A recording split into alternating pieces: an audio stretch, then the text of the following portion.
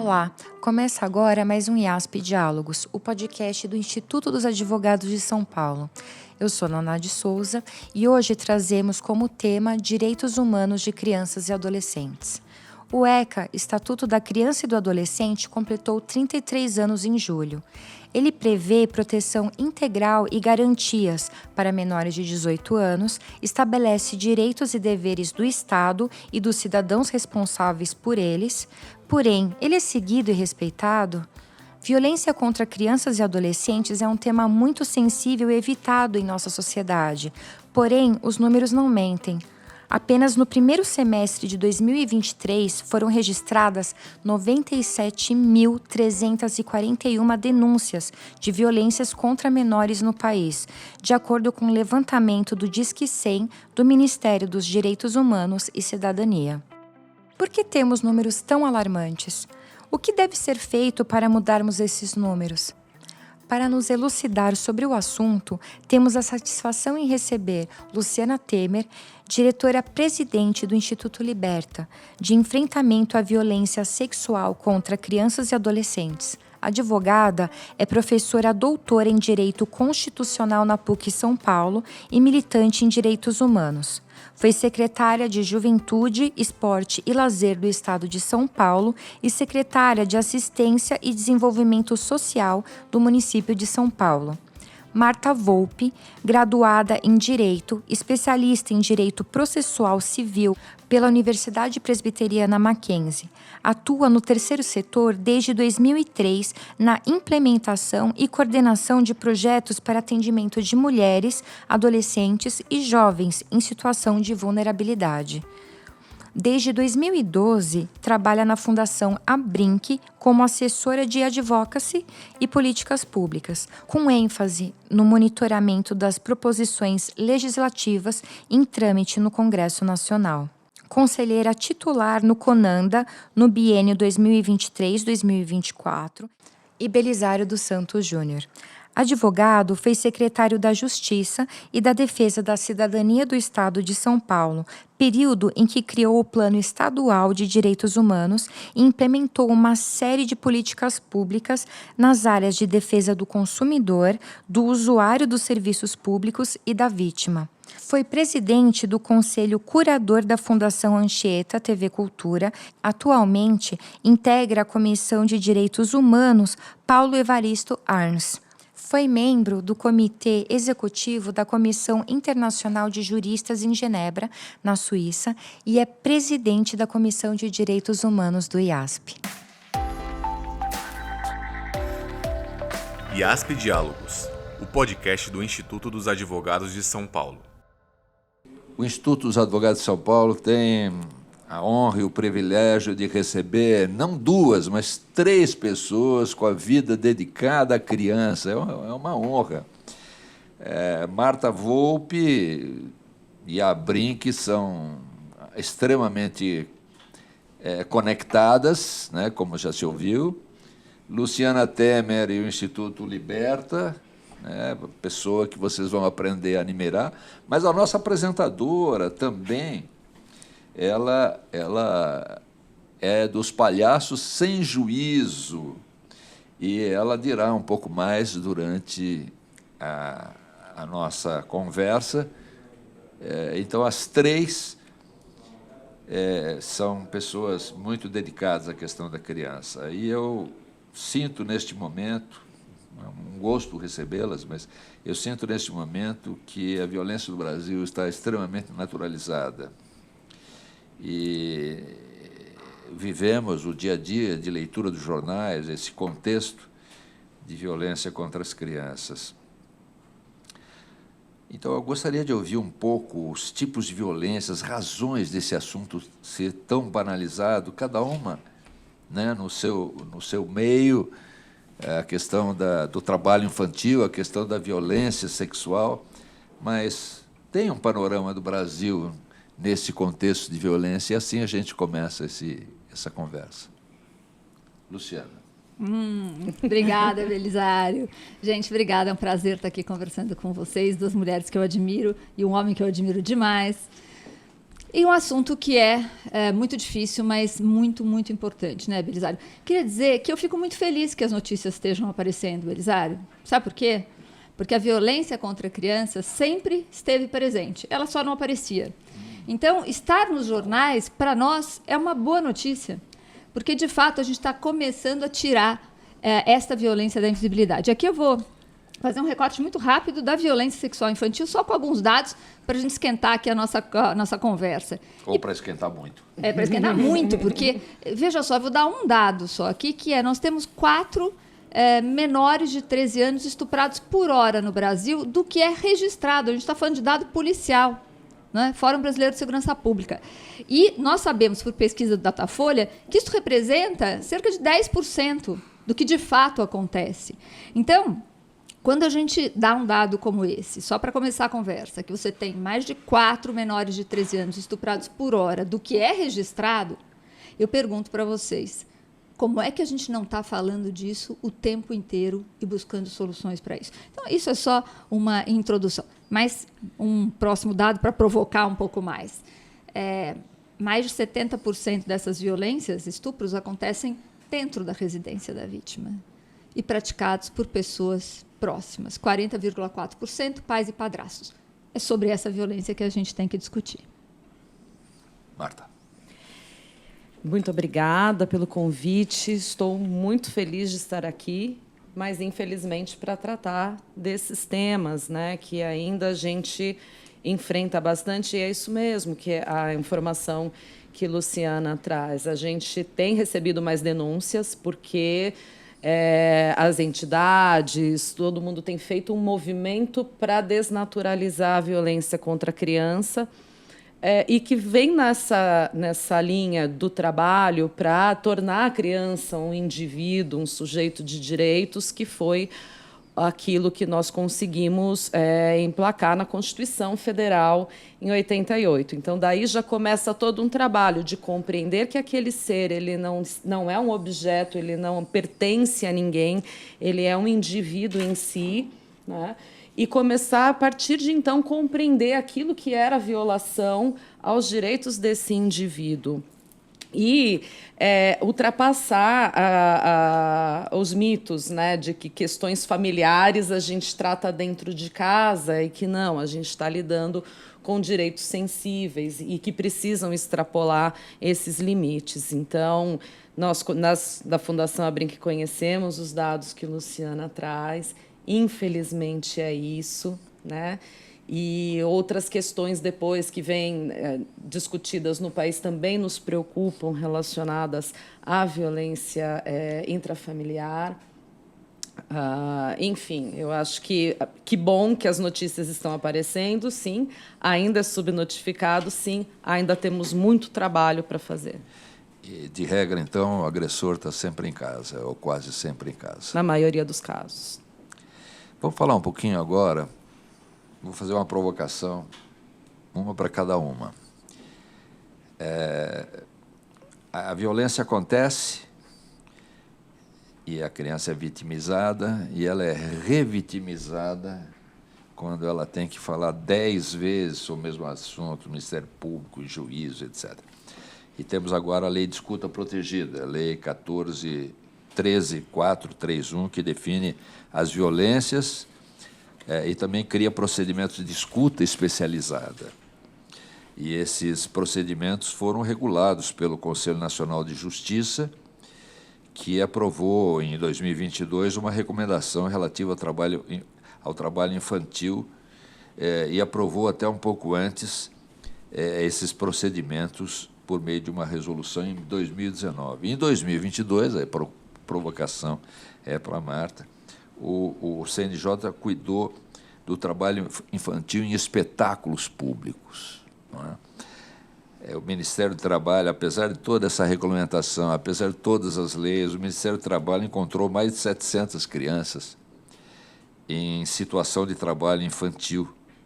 Não é? Como é que isso muda? Só com lei e recomendação não muda? Não muda. E algo que nós temos apontado sistematicamente é que é necessário trabalhar o sistema de garantia de direitos. É necessário trabalhar redes de proteção, né? Porque nós incentivamos muito com o nosso trabalho para que as pessoas denunciem essas violações de direito, mas é necessário que que a denúncia ela siga o seu caminho, que a gente consiga, no final, ou encaminhar para alguma política que tire a criança dessa situação de trabalho infantil, ou punir o agressor no final da história, né? A gente precisa seguir. E nós encontramos alguns percalços nessa denúncia, né, que acabam trazendo para o denunciante algo, uma via crucis, né, de lugares para ele procurar, e que não é do dever do denunciante, que muitas vezes faz essa denúncia com medo de represália. Então, a gente precisa trabalhar o sistema para que a denúncia feita ela também seja devidamente encaminhada. Que o denunciante não desista. Né? E que o denunciante não desista. Então, depois, provavelmente, a gente vai falar um pouco dos órgãos, do papel do Conselho Tutelar nisso tudo. A Comissão Nacional de Enfrentamento e Erradicação ao Trabalho Infantil ela foi restabelecida, né? O Brasil precisa refazer o Plano Nacional de Enfrentamento ao Trabalho Infantil, porque ele já tem mais de 10 anos, o último feito. As características do trabalho infantil no Brasil elas mudaram, então, hoje, nós temos mais trabalho infantil doméstico do que nas empresas, onde se podia autuar crianças trabalhando ou adolescentes trabalhando de forma irregular. Reduziu-se bastante no Brasil o número de crianças e adolescentes trabalhando, mas a gente tem um número muito alto ainda, né? A última informação que temos do IBGE, que é de 2019, fala de mais de 1.700.000 crianças trabalhando. E aí não tem um número admissível que a gente possa trabalhar, né? Todos nós precisamos queremos ficar atentos ao trabalho infantil. Exato. E vamos falar dos órgãos aos quais a gente deve se referir em seguida. Sim. E agora vamos atacar um problema muito grave, que é o problema da revitimização. Posso antes falar um minutinho sobre o trabalho infantil ainda, Sim, Belisário? claro, porque eu também... Fale. É que a Organização Internacional do Trabalho ela considera uma das piores formas de trabalho infantil a exploração sexual de crianças e adolescentes. Na verdade, a gente conhece, entre aspas, como prostituição infantil, né? Esse é um problema gravíssimo no país e tem sido enfrentado pela Justiça do Trabalho. De uns anos para cá, a Justiça do Trabalho, não só a área criminal, mas a Justiça do Trabalho pegou esta bandeira muito fortemente. Então, dentro do enfrentamento do trabalho infantil, está se trabalhando também a exploração sexual de crianças, porque é uma forma de trabalho infantil agora reconhecida, Sim. né, Marta? Mas eu queria dar o dado da exploração sexual, que é muito impressionante.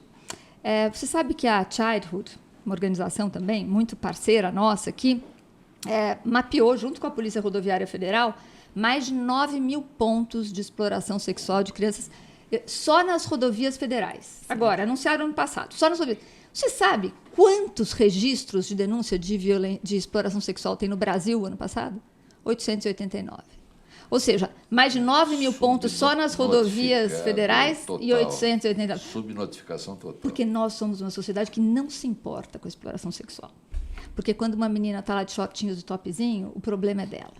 Então é sobre isso, e é a cultura que a gente tem que mudar. E a Luciana sempre traz uma coisa que eu acho muito relevante falar, o discurso, muitas vezes, do agressor, que é para ajudar, isso. Que ela tá, né, ajudá-la a ajudar a família. Isso. E é a outra coisa, se sente bem no final de estar promovendo um bem-estar, e sim, uma das piores formas de trabalho infantil. Então, a lei trouxe, e o CNJ trouxeram uma questão interessante. Como é que a gente não revitimiza? Né? Porque agora a criança e o adolescente podem depor em salas especiais, onde muito frequentemente aparecem os palhaços sem juízo para fazer o tempo passar, não é, Naná? O trabalho, desculpa te interromper, o trabalho do projeto do Palhaço Sem Juízo, ele completou 4 anos esse ano, né? Então, até uma introdução, a Luciana já conhece, a Marta está conhecendo o trabalho. Por enquanto, a gente quer expandir o trabalho. Eu ajudo, né? Eu não sou uma atriz, tenho um corpo de atores capacitados para isso, com formação. Então, eles trabalham na chegada dessas crianças para a oitiva.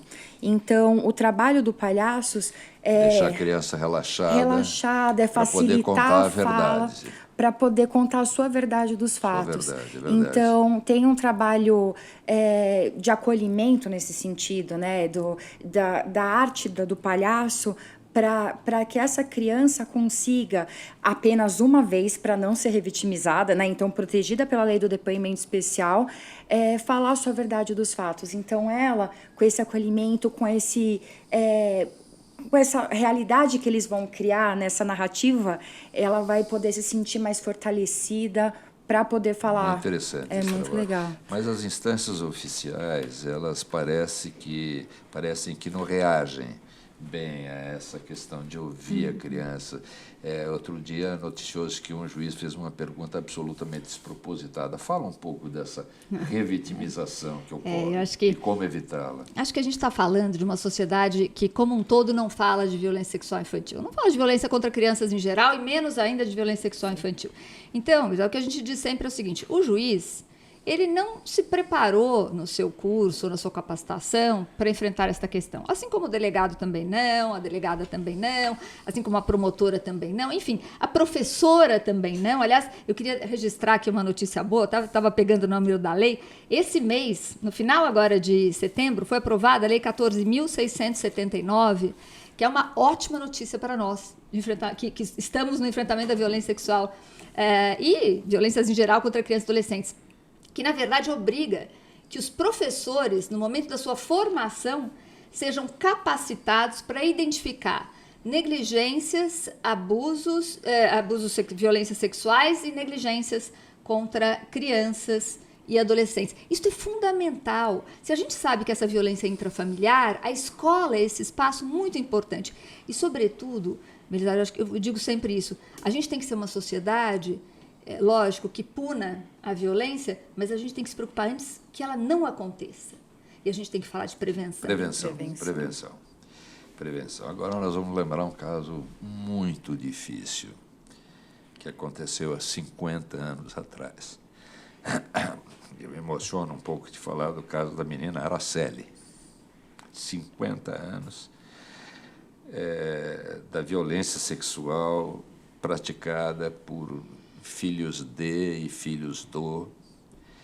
E nesse momento, né, a pergunta que surge é: há um movimento maior das políticas públicas no combate a esse tipo de violência, né?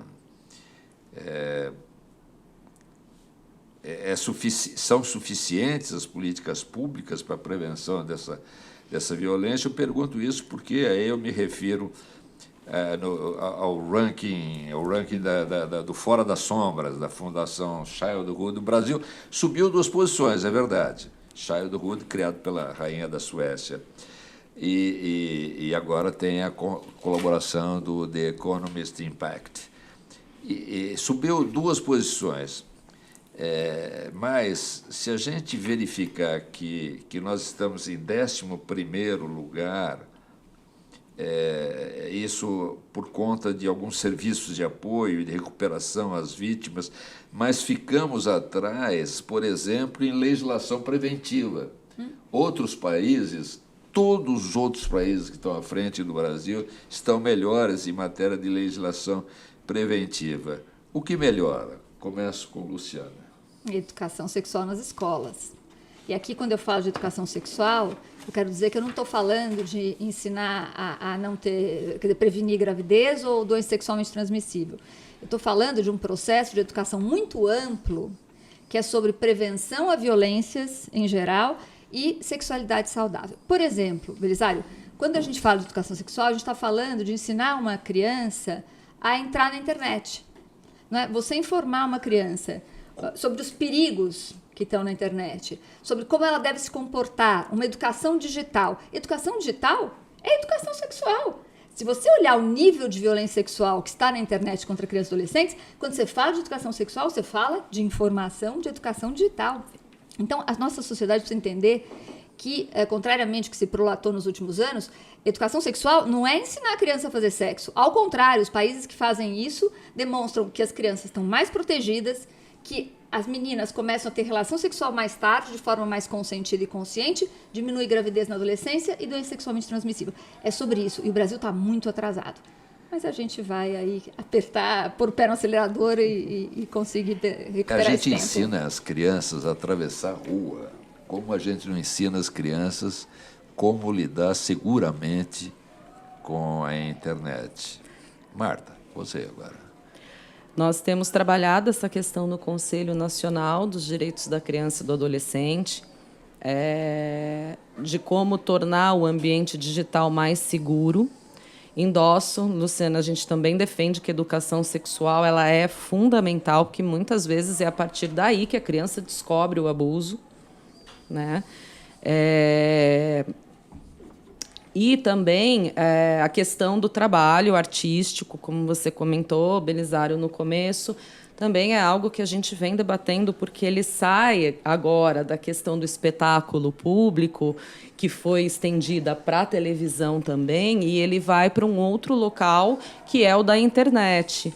Então, a gente precisa falar das novas formas de trabalho infantil na internet também e entender isso, porque existe sempre o equilíbrio, até onde é expressão, livre expressão cultural da criança e onde começa a ser trabalho, né, exploração de mão de obra, e aí é proibido, como é proibido para todas as crianças. Então, a gente está nessa discussão no Conselho Nacional, essas são duas questões. Conanda, isso. E a Luciana, a gente falando de prevenção, nós estamos numa coalizão pelo fim da violência contra crianças e que tem cobrado a transparência no orçamento público para ações de prevenção, né? Quanto está reservado no orçamento público da União para ações de prevenção à violência contra a criança? Porque, sim, é necessário a gente se antecipar para que a violência não aconteça. As escolas estão vindo para essa prevenção? A gente tem muita relação com escolas, com redes públicas, né, principalmente. Mas, assim, a verdade é que, durante algum tempo, foi quase proibido falar de qualquer coisa ligada à educação sexual, né? O professor tinha medo, tinha preocupação. E é muito importante o esclarecimento para os pais do que a gente fala quando fala de educação sexual, mas houve uma criminalização de qualquer algo que fosse ligado a educação. Agora, a gente começa a voltar para essa conversa. A gente teve duas notícias boas. Agora, no começo do ano, na verdade, em julho, né, o governo federal anunciou a volta do programa Saúde Escolar, retomando a questão da educação sexual nas escolas. Ainda não começou, estamos aguardando ver o que eles vão anunciar aí, mas já anunciaram a intenção de voltar este programa, que é um programa que já tinha esta abordagem, e esta lei aqui que eu citei, que eu acho que é uma lei importante, que vai obrigar os professores também a entrarem em contato com essa questão.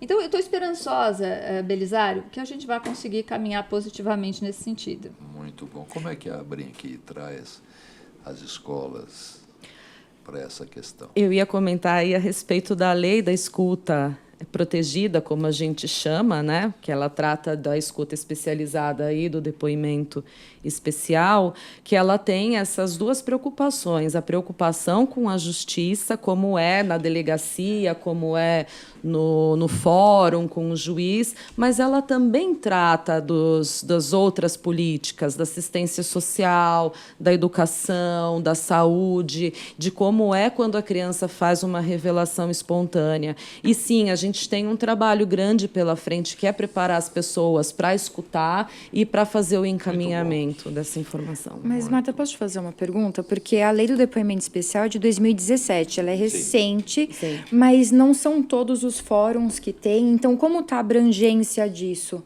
O CNJ ele tem feito um trabalho grande para que se expanda, né? E as organizações, de outro lado, também têm feito um trabalho grande para que escolas e hospitais e outras instituições elas ampliem também esse olhar, né?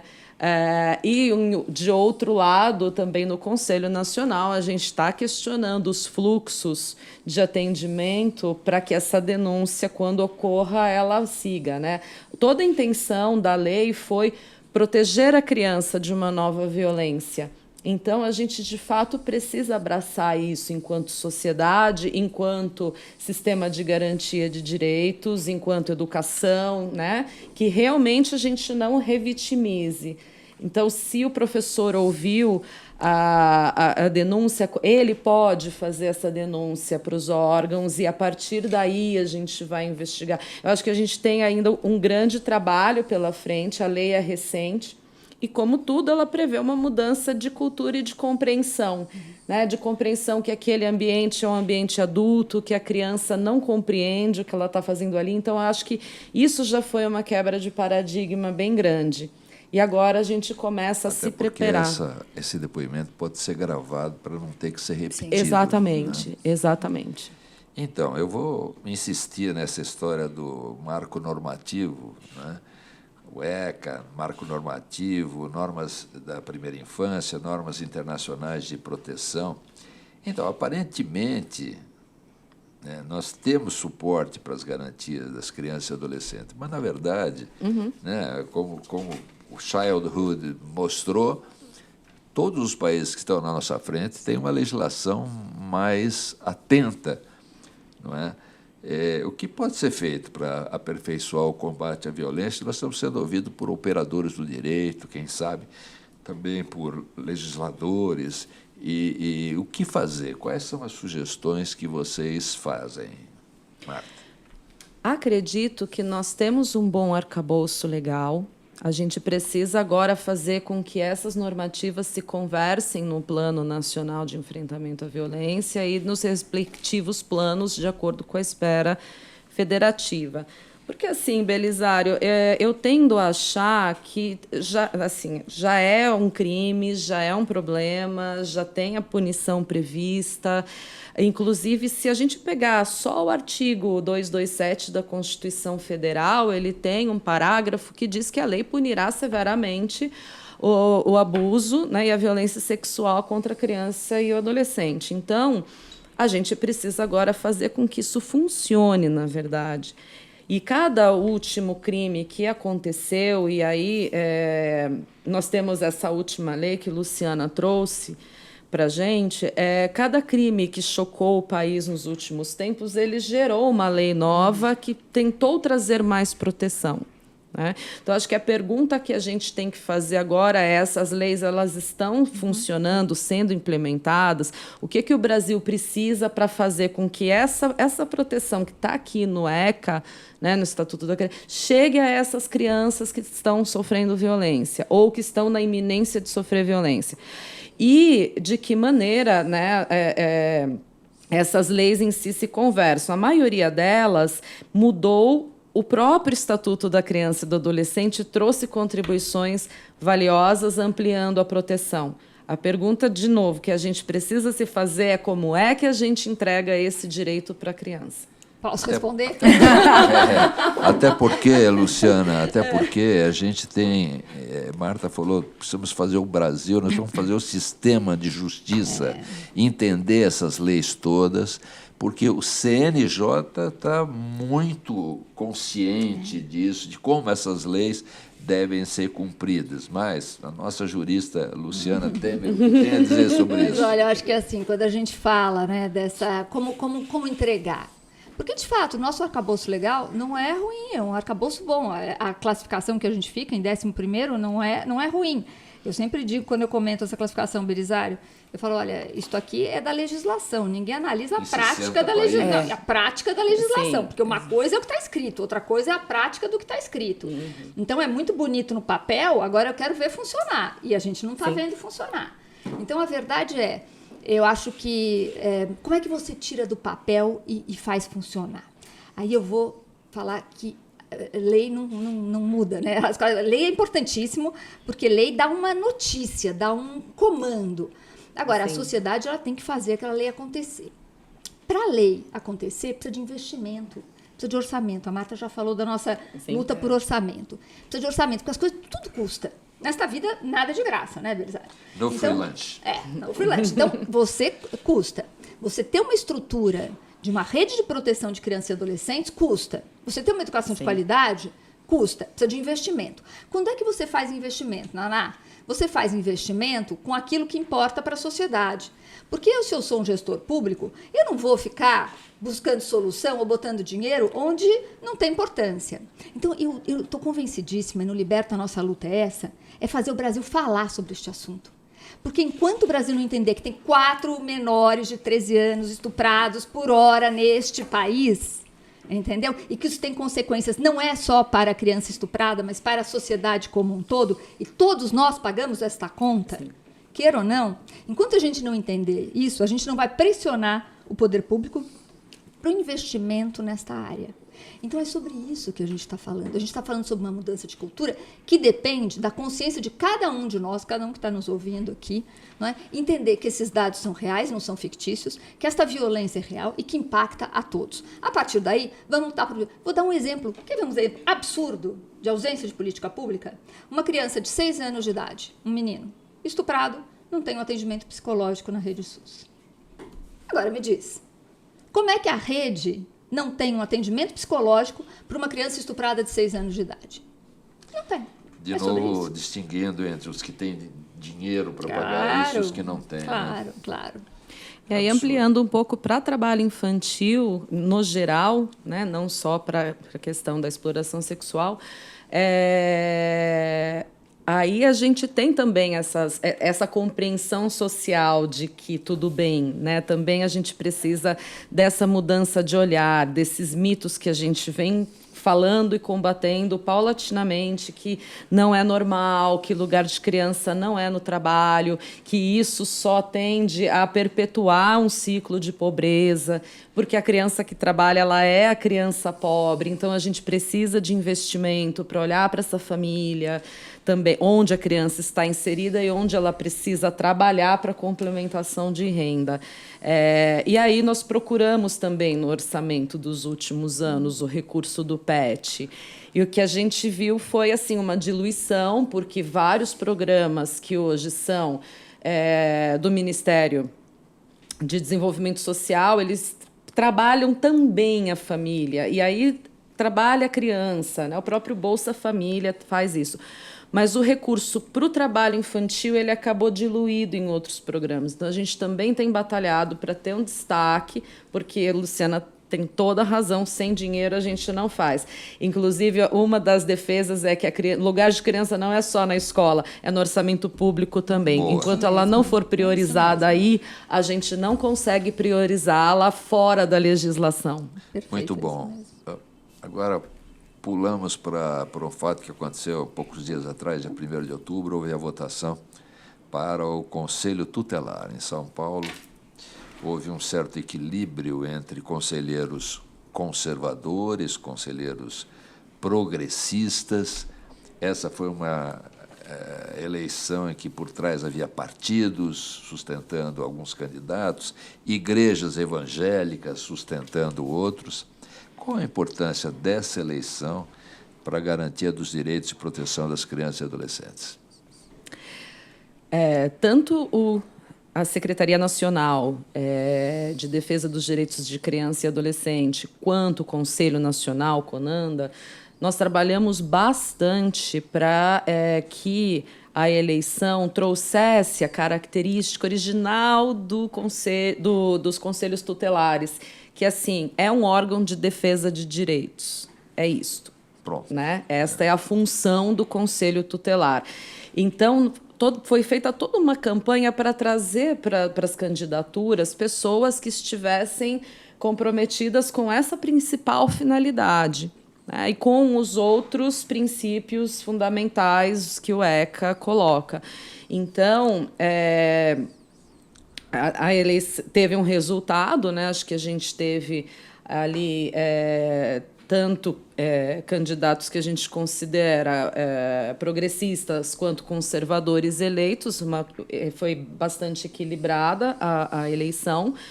Mas o que eu deixo aqui de chamada é assim, olha, todas essas leis, inclusive, que a gente mencionou agora, que chocaram o país e que vieram por conta dessas violações de direito, elas incrementaram artigos no ECA. Então, a Lei Menino Bernardo colocou que é função do Conselho Tutelar receber denúncias, receber notificações e procurar, né, implementar as medidas de proteção. Então, é essa função que agora a gente tem um quadro eleito e que, independentemente de qual é o posicionamento individual, político daquele conselheiro tutelar, esse é o dever dele. Né? É fazer a defesa do direito lá na ponta, é garantir que a criança usufrua, né, exerça esse direito que é dela e que é um direito de proteção, e esse dever de fiscalizar se as políticas funcionam. Se tem criança fora da escola, o que está acontecendo? Tem vaga? Não tem vaga? Ou né? seja, essas diferenças ideológicas vão se diluindo, se mitigando, o que sobra para eles é a defesa. É preciso. É preciso É preciso que. Luciana. Eu só queria primeiro fazer uma provocação aqui com quem está assistindo a gente. Né? Eu quero saber quem aqui votou na eleição do Conselho Tutelar. Não é? Eu votei também. Né? Mas eu quero que cada um se pergunte se votou na eleição. Porque a verdade é que as pessoas não votam. As pessoas nem sabem o que é Conselho Tutelar. Né? E mesmo quem é da área do direito não vota. Então, primeiro precisa entender que sim, é nossa obrigação cívica votar e escolher pessoas que vão defender os direitos de crianças e adolescentes, se nós somos uma pessoa que minimamente se importa com essa questão. E não importa que o meu filho provavelmente não vá ter nenhuma atuação do Conselho Tutelar. Eu tenho que pensar em todos os filhos de toda nação, né? Enfim. Quando eu for fazer uma denúncia, que Conselho Tutelar vai me receber, Exatamente. como vai me receber e se vai encaminhar. Esse é o primeiro ponto. O segundo ponto é o seguinte, eu fiz muita gente, provoquei muita gente para ir votar, né? Nos WhatsApps, grupos de WhatsApp e tudo mais. E aí eu coloquei uma questão que foi, olha, vocês sabem que para nós é muito importante, a gente lida com violência sexual contra crianças e adolescentes, e esta questão, a gente fez uma lista dos chamados mais progressistas, no caso da violência sexual contra crianças e adolescentes. Porque tem conselheiros tutelares que impedem meninas que engravidam vítimas de estupro com 12, 13 anos, e não sou eu que estou dizendo isso, as notícias estão aí, de fazer o aborto legal. E aí alguém me perguntou num grupo, logicamente uma posição contrária a mim, e falou assim, mas o que você chama de progressista? Eu falei, olha, no caso, progressista é quem cumpre a lei. Atualmente estamos numa coisa que progressista é aquele que cumpre a lei. Então, isso que a Marta falou. Interessa a questão ideológica? Não interessa. O que tem que fazer? Tem que cumprir a lei. Agora, é importante que a gente escolha pessoas que estão dispostas a cumprir a lei. Porque tem juiz e promotor que não está disposto a cumprir a lei. Então, Exato. a gente tem que pensar muito sobre isso tudo. Norberto Bobbio diria que progressista é aquele que defende os direitos humanos. Né? Quer dizer, essa é um pouco. Exatamente. Não tem saída para isso. Exatamente. Não tem saída para isso. A gente viu nesse debate que a violência contra a criança não é só contra a criança pobre. Né? Não. É contra todos. Né?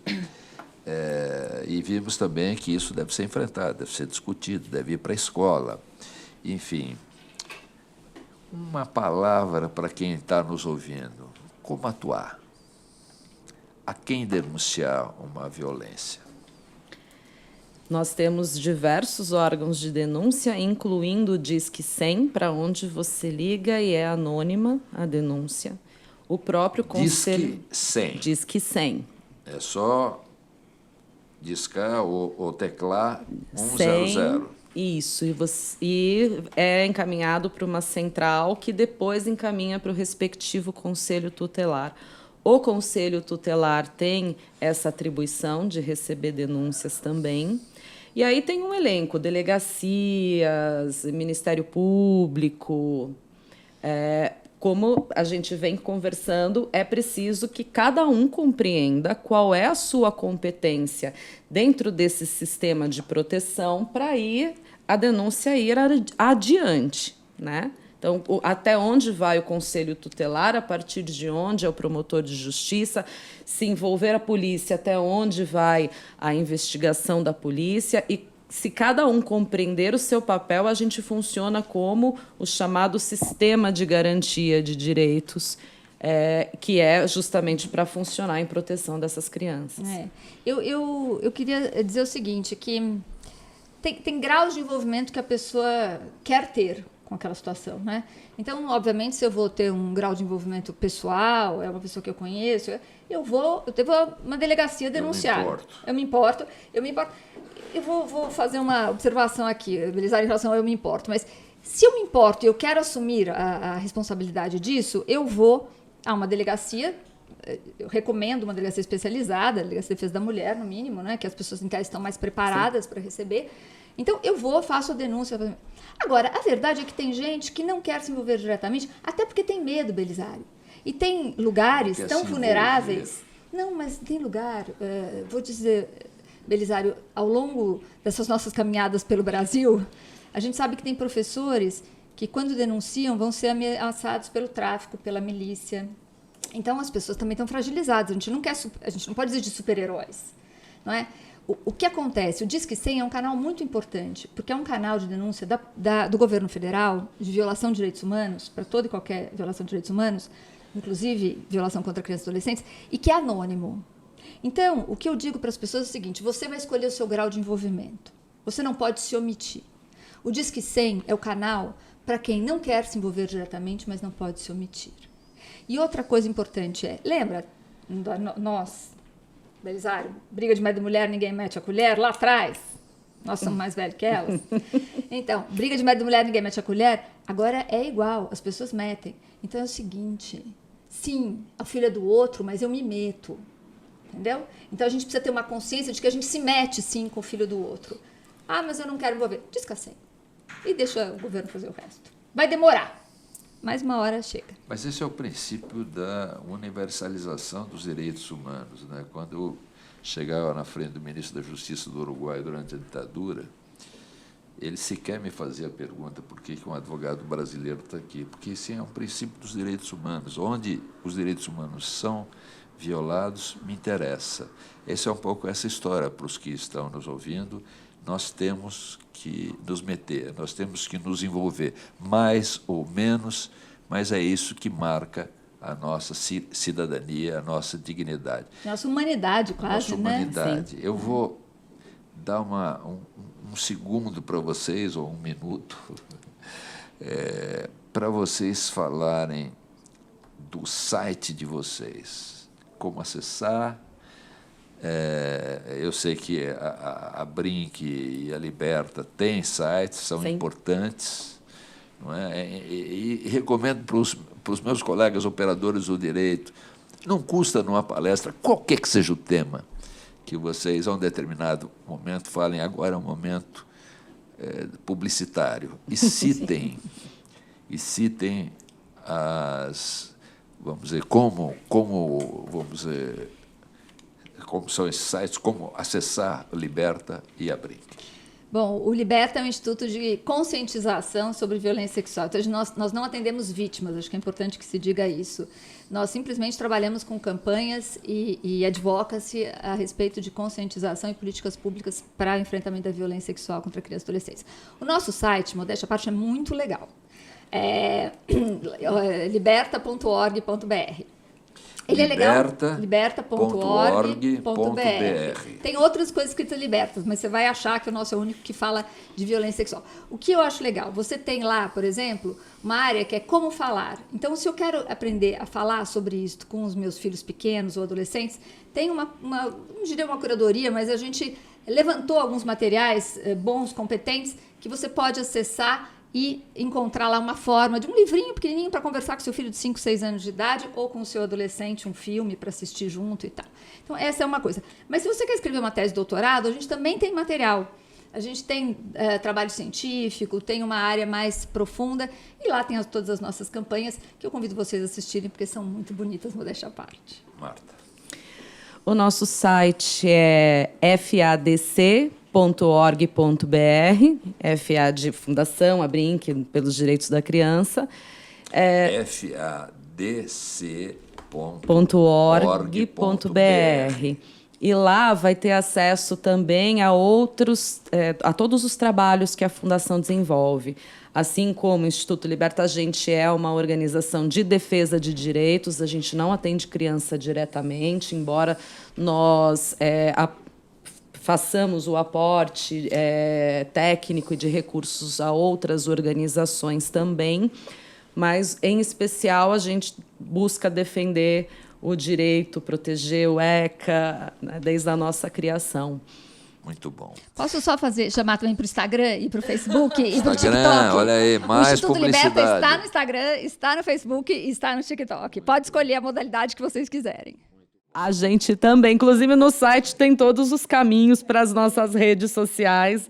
Muito bem lembrado, Luciana. Então, Naná, desde o início da nossa conversa, possivelmente muitos direitos das crianças foram ofendidos, mas também muita gente ficou bem orientada, ficou mais consciente do que fazer, onde denunciar, e por isso eu fico muito agradecido com a participação de vocês três, até da nossa apresentadora, enfim, mas muito agradecido, Luciana Temer, Marta Volpe, Naná de Souza, muito agradecido, vocês deram muitas recomendações e sábias para quem nos ouve e nos vê. Há tempo para mais alguma consideração que vocês queiram fazer? Com certeza, eu acho que vocês fiquem à vontade para falar. Eu acho que o ponto focal aqui dessa conversa foi a questão da conscientização. A gente abrangeu, né, a questão de políticas públicas, o que está acontecendo para isso, mas eu acho que é importante também para quem está ouvindo, para vocês, para a gente que tem esse objetivo de combater a violência infantil nas suas diversas frentes, nos seus diversos tipos de violência, é a conscientização, né? E vocês trouxeram muito bem isso, né? Que cada um que esteja ouvindo, que trabalhe com direito, que a sociedade se assuste com esses números, não banalize. A gente vê que a violência é absurda e está muito banalizada. Então, sintam a dor que cada criança, que milhares de crianças estão sentindo, sendo exploradas com trabalho, seja com violência física, psicológica, sexual. Então, eu quase nunca, né, me coloco aqui, mas eu me coloco e peço para vocês também fazerem as considerações finais. A última palavra é de vocês. Como Obrigada. diria Francisco, o Papa Francisco, plantem a semente. Vou deixar a última palavra para a Marta. Que a Brinque é mais... eu vou fazer a minha e você faz que... A Brinque tem mais estrada do que o Liberta, muito mais. Então, eu só queria dizer que é muito importante este assunto estar num espaço como este do IASP. Não é? Isto aqui é prova de que a gente está conseguindo furar as bolhas e atingir pessoas que, não por maldade, nem por ignorância que eu digo... A ignorância é uma ignorância social. Ausência de conhecimento. Ausência de conhecimento. Belisário, eu estou há 7 anos trabalhando. Você me conhece há 30 anos. Há 7 anos eu estou trabalhando com essa temática. Eu fui delegada de polícia há 35 anos atrás. Eu não conhecia esta temática. Eu fui convidada a montar um instituto e eu mergulhei nisso. E quando eu mergulhei, eu me choquei de tal maneira, sim, com a minha ignorância, Belisário. Eu me choquei e falava, como eu estou há 30 anos na vida pública e eu não conheço esses dados. E aí virou uma missão, fazer todos conhecerem. O que cada um vai fazer a partir dos dados que tem ciência é da consciência de cada um. Né? É um da tabu consciência de cada disso. um. Mas a gente tem que falar. E a minha missão aqui é dar esses dados e conscientizar as pessoas. Então, obrigada por esse espaço. Muito obrigado, Luciana. Marta. Eu reitero o agradecimento por esse espaço também, o convite.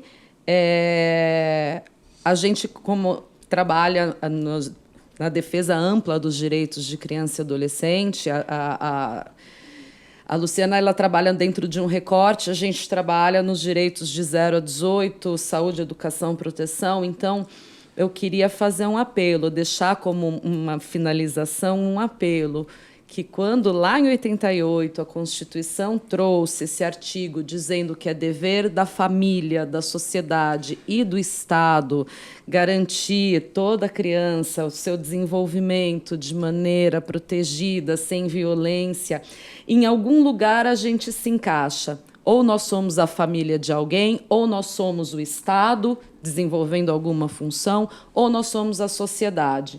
E aí você pode ser sociedade empresa, sociedade advogado, sociedade cidadão e cidadã. Então, é dever de todo mundo cuidar e proteger dessa criança. Eu deixo esse apelo final, então, para que a gente... Falamos dos direitos das crianças, do adolescente e dos deveres de todos. Sim. De protegê-los. A criança é protagonista, né? A gente tem que ver eles como cidadãos de direito e como protagonistas. Muito obrigada. Tem um texto que eu vi, que eu gosto muito, e que ele trouxe assim, o que é o direito de ser da criança? Porque a criança tem o direito ao respeito Sim. E o direito de ser. Esse direito de ser, como a gente sempre fala aqui no meio, né, do sujeito de direitos, que quando a gente vem trabalhar com criança a gente aprende... É o direito de ser reconhecido como pessoa desde que você nasce. Sim. Você não vai se tornar uma pessoa a partir de determinada idade. Você já nasce pessoa, com todos esses direitos, com a única diferença de que você é pequeno e você precisa dos adultos para se desenvolver, né, para estar num ambiente protegido. E é muito triste quando a gente sabe que um adulto que deveria proteger ele é o agressor. Mas é isso, o apelo é para a gente... Vamos olhar para as nossas crianças como pessoas, porque é isso que foi reconhecido no final como sujeito de direito. E com todos os direitos que um adulto tem, inclusive de crescer sem violência, inclusive e principalmente o de crescer sem nenhum tipo de violência. Perfeito, Marta. Obrigada.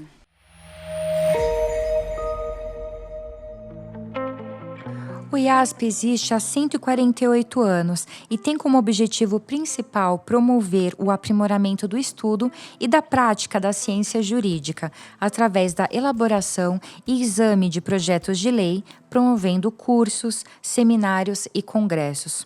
Nosso programa IASP Diálogos termina aqui. Em breve teremos mais um episódio. Não deixe de seguir nosso site e redes sociais. Lá você poderá acompanhar toda a nossa produção. Até nosso próximo programa. IASP Diálogos, o podcast do Instituto dos Advogados de São Paulo. Pensando as ciências jurídicas e aproximando o direito à sociedade.